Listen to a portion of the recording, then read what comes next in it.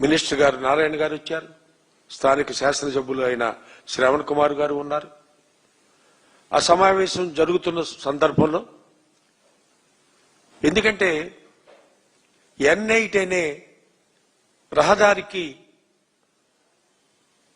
కొన్ని చోట్ల ఇళ్లు వచ్చినాయి. ఆ ఇళ్లను తొలగించే మా క్రమంలో మిగతా అక్కడున్న సమస్యల మీద వాళ్ళు పెట్టిన ఆ గ్రామ సభకి వెళ్లిన రైతులందరూ వాళ్ళ గోడు వెళ్ళగక్కుకోవటం జరిగింది. అక్కడ దానిలో భాగంగా రామారావు గారు మాట్లాడిన మాటలు, అక్కడ జరిగిన ఆ స్థితి చూస్తే నిజంగా హృదయ విదారకమైన సంఘటన అది.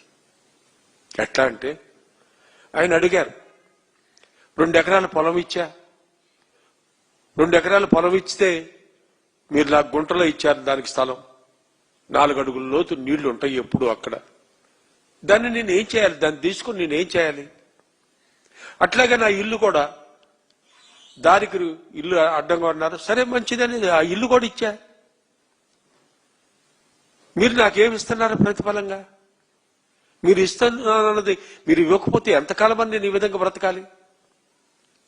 ఒక రైతు రాజధాని కోసం తన భూమిని, తన ఇంటి స్థలాన్ని, ఇంటిని కూడా ఇచ్చుకొని నేనేమన్నా బొచ్చి తీసుకుని బెచ్చమెత్తుకోవాలా అండి అని అడగటం ఎంత విచారకరమైన విషయం అండి. ఏం చేస్తుంది ఈ ప్రభుత్వం? ఇంతకాలం ఏం చేస్తున్నారు? మీరు ప్రారంభించిన ఈ 12 ఏళ్లలో 12 ఏళ్ల నుంచి మీరు చూస్తున్నారు ఉన్నారు రాజధాని చంద్రబాబు నాయుడు గారు. రైతులకు మీరు ఇచ్చిన వాగ్దానాన్ని మీరు నెరవేర్చలేకపోతున్నారు ఎందుకు? 30,000 మంది రైతులు ఇచ్చారా మీకు పొలాన్ని? ఇంతమందికి మీరు మమ్మల్ని ఎందుకు అన్యాయం చేస్తున్నారు? మమ్మల్ని ఎందుకు రోడ్డుకి ఈడుస్తున్నారు? రైతు ఆవేదన ఇది మామూలుగా ఉండదు. ఒక్క రైతు అనే వ్యక్తికి దాని బాధ. ఆ భూమిని సొంతం చేసుకున్న రైతు దాంట్లోనే తన జీవితాన్ని గడిపి, ఉదాహరణకు నా కుటుంబం తీసుకుంటే మా నాయనకున్నది 2 ఎకరాల పొలం, 10 మంది సంతానాన్ని పెంచాడు మా నాయన. మీ అందరం కూడా పెరిగి పెద్దయ్యాం. అదే భూమి మమ్మల్ని ఈ స్థితికి తీసుకొచ్చింది ఇవాళ. అదే ప్రతి రైతుకి ఆలోచన ఉంటుంది కదా, ప్రతి రైతు కూడా బాధపడే విషయమే కదా. ఈ విషయాన్ని మీరు ఎందుకు మర్చిపోతున్నారు చంద్రబాబు నాయుడు గారు? ఈ రైతుల జీవితాలతో ఆడుకోవటానికి మీరు మాతో ఏంటండి? భూమి ఇచ్చాడు రైతు, తన ఇల్లు ఇచ్చాడు, ఆఖరికి ప్రాణం కూడా ఇచ్చాడు కదండి.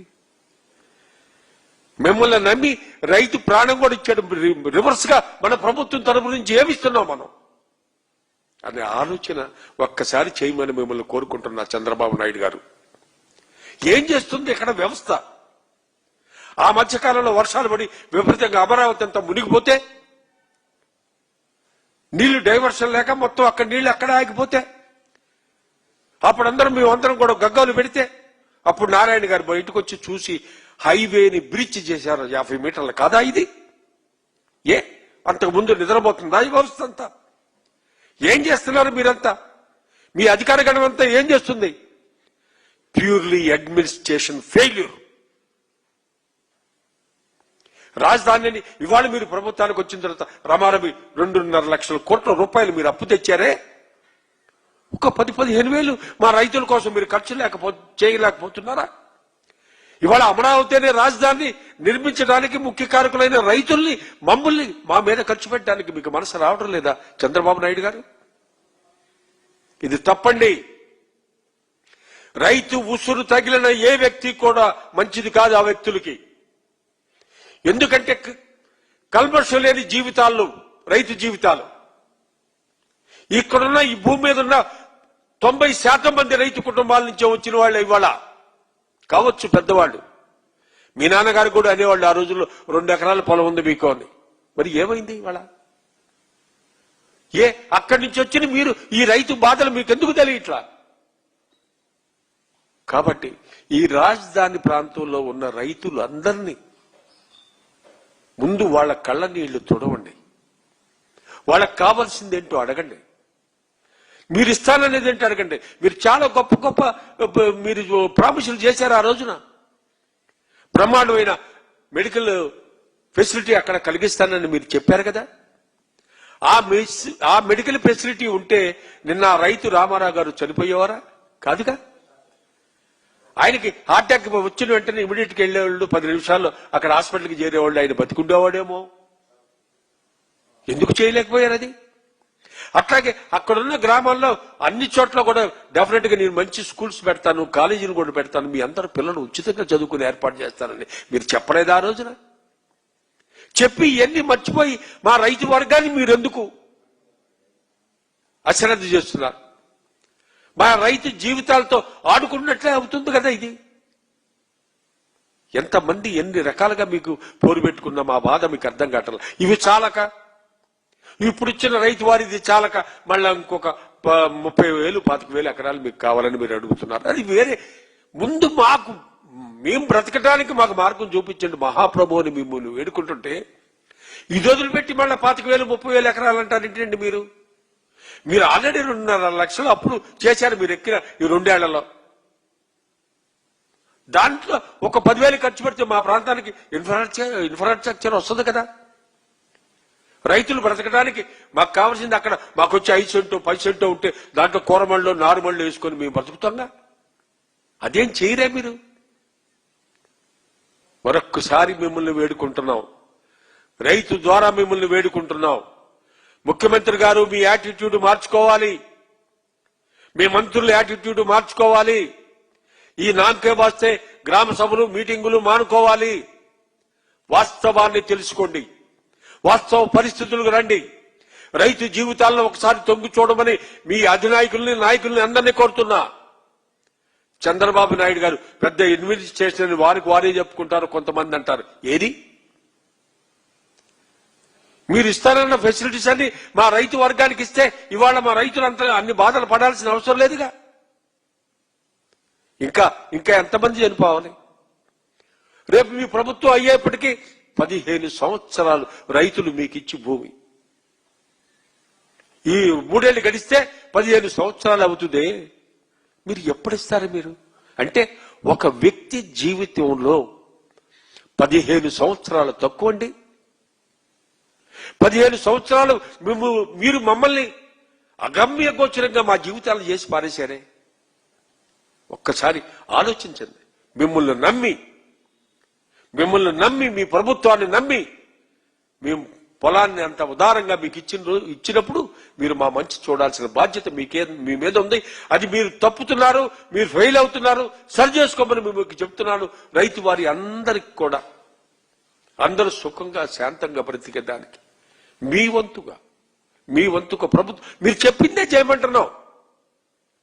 మేమేమి గొంతెమ్మ కోరికలు మిమ్మల్ని కోరటలా.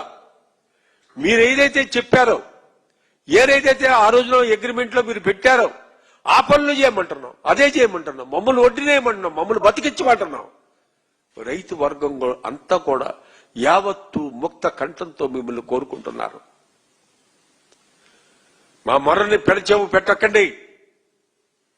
మీ మినిస్టర్లు వస్తున్నారు పోతున్నారు, నాయకులు వస్తున్నారు పోతున్నారు, పని కాటల్లా చంద్రబాబు నాయుడు గారు.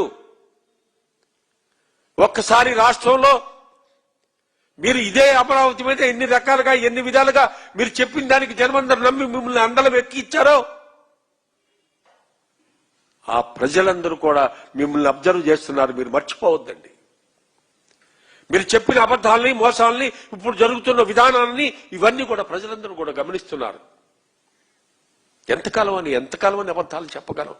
ఎంతకాలం అని మీరు ఇంకా ప్రజలను మోసం చేయగలరు? మీకు 2 చేతులు జోడించి చెప్తున్నా, మా రైతు కష్టాలను తీర్చండి.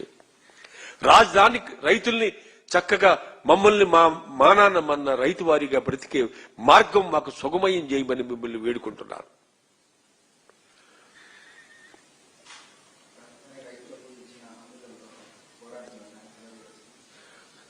రైతులకి చాలా హామీలు ఇచ్చారు. వాటిల్లో ఏదైనా మీరు ఒక్కటి చేశారో మాకు చెప్పండి. అక్కడ హాస్పిటల్స్ అని, కాలేజీలని, స్కూల్స్ అని బ్రహ్మాండమైన వస్తూ అంతకుముందు మాకు ఏదో బస్సులన్నా పోయాయి మా ఓళ్లలోకి. ఇవాళ బస్సులు కూడా పోవటంలో మీరంతా తవ్వి పారేశారు మొత్తం. ఎక్కడికక్కడ దారే లేదు, పోయే మార్గమే లేదు. అన్ని దుమ్ము కొట్టుకుని పోవటమే జనం. అక్కడ ఏమున్నాయి? ఇక్కడ మా పొలాలను చూస్తే బ్యారెన్ ల్యాండ్ అంతా.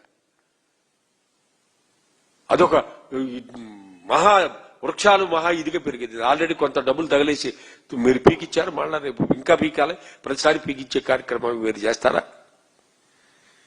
అవి కాకుండా శాశ్వతమైన పరిష్కార మార్గాన్ని మీరు ఏదైతే మీరు ఆ రోజు చెప్పారో, మీరు ఇచ్చిన ప్రామిస్ ఏది ఉందో అదే మాకు తొందరగా చేయమని మిమ్మల్ని వేడుకుంటున్నాం.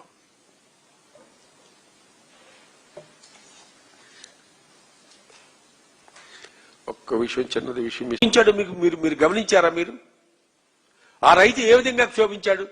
2 ఎకరాలు ఇస్తే నాకు చెరువులో ఇచ్చారు భూమి, అది నీళ్లతో నిండుంది, దాంట్లో నేను ఏం చేసుకోవాలని చెప్పాడు కదా. అట్లాగా ఉన్న ఇల్లు తీస్తున్నారు, ఇక్కడ చెరువులు చేసుకోవడానికి లేదు, ఉన్న ఇల్లు లేదు, ఏమీ లేదు అంటే నేను బొచ్చు పెట్టుకుని నేను బజార్లో అమ్మట పడాలని అంత దీనాతి దీనంగా అడిగాడే మిమ్మల్ని. ఇప్పుడైనా మనసు కరిగించుకోండి, ఎప్పుడైనా ప్రజల గురించి ఆలోచించమని మిమ్మల్ని కోరుకుంటున్నాను.